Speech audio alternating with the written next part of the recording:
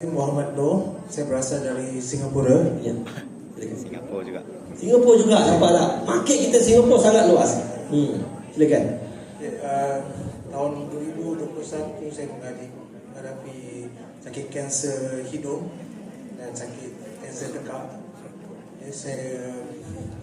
Saya melalui rawatan radioterapi selama 7 minggu, sampai 33 kali.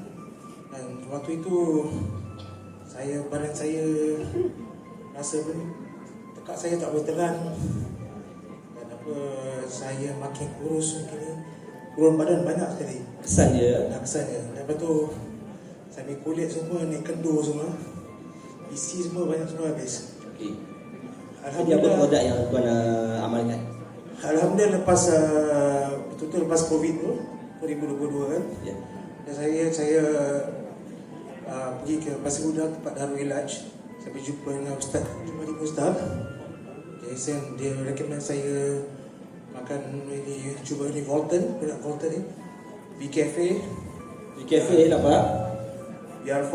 BR4. Dan kebetulan pula itu launch produk V10. Oh, B-Protein. Okey, B-Protein tuan. Dan juga vitamin. Vitamin.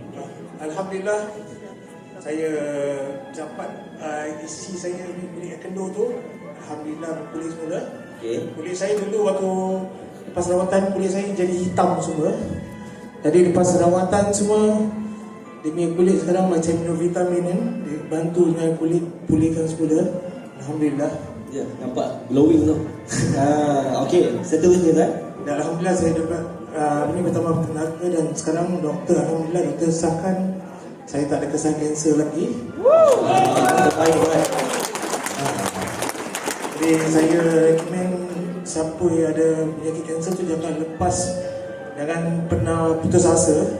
Teruskan usaha untuk cuba produk Volten ini, insya-Allah dia berkesan. Amin. Okey.